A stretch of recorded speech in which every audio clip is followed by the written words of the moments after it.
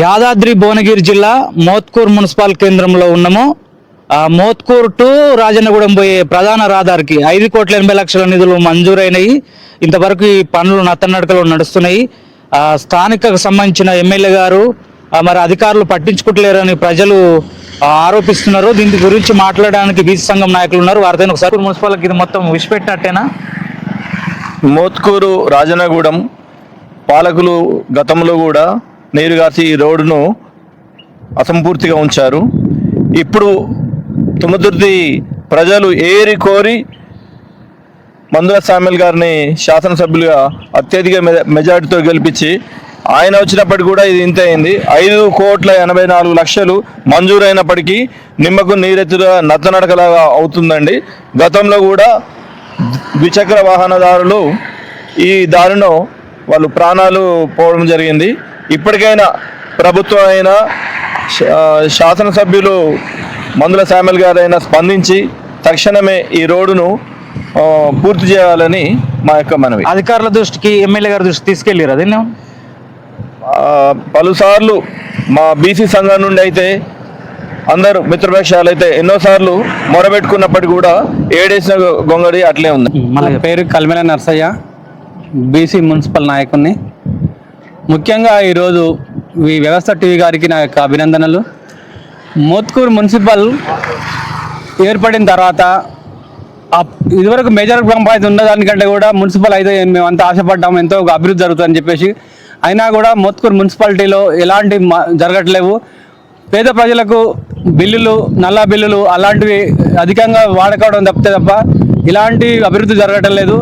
ఇప్పటికీ కూడా మోత్కూర్ నుండి మెయిన్ రోడ్ నుండి రాజన్నగూడెం వరకు దాదాపు ఉన్న 2.5-3 కిలోమీటర్ల దూరానికి 5,80,00,000 మంజూరైనట్టుగా తెలిసినది. అయినా కూడా ఆ నిధులు ఎటు వెళ్ళినా తెలుసలేదు. నిధులు మంజూరు విషయము తెలుస్తున్నాయి కానీ రోడ్ల అభివృద్ధి మాత్రం అసలు జరగట్లేదు.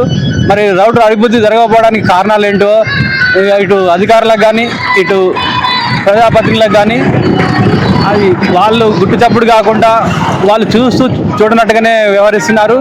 కావున ఈ మున్సిపాలిటీ వాళ్ళకు అభివృద్ధి చెందాలంటే నానా రకాల ఉన్నాయి. అయినా కూడా ఫస్ట్ రోడ్ల పరిస్థితి బాగుపడతాయి కానీ మిగతా విషయాలను దృష్టి మళ్లించాలని చెప్తున్నాము. కాబట్టి ఇక్కడ అధికారులు ప్రస్తుతం ఏంటంటే ఇక్కడ శాసనసభ్యులు తప్ప అదే పార్టీ నుండి ఎవరు లేరు.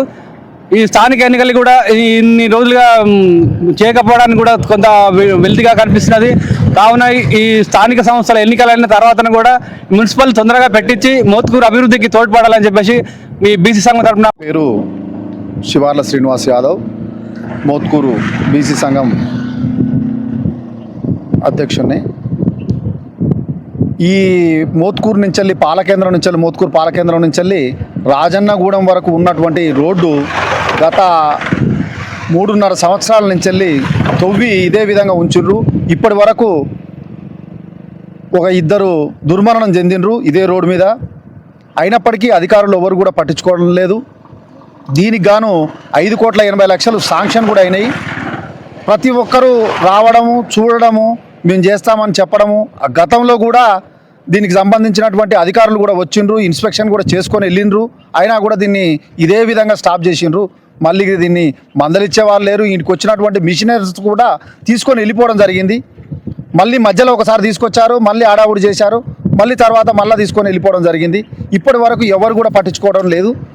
దీన్ని కనీసం ఈ మున్సిపల్ అధికారులైనా నాయకులైనా ఎవరైనా ఈ లీడర్లు ఇప్పుడు ఈ ఎమ్మెల్యే గారు వస్తే మాకు చాలా మంచి జరుగుతుందని మేము అధిక మెజార్టీతో నేను గెలిపించుకోవడం జరిగింది. అయినా కూడా ఆ సార్ కూడా ఇప్పటివరకు పట్టించుకోవడం లేదు. జర పట్టించుకొని దయచేసి ప్రజల ప్రాణాలు కాపాడవలసిందిగా. ఈ దుమ్ము ధూళి వల్ల కూడా చాలా అనారోగ్యం పాలవుతున్నాం. ఈ రోడ్డు మీద బండి వెళితే ఊపిరి తీసుకోవడం కూడా కష్టం అవుతుంది మాకు.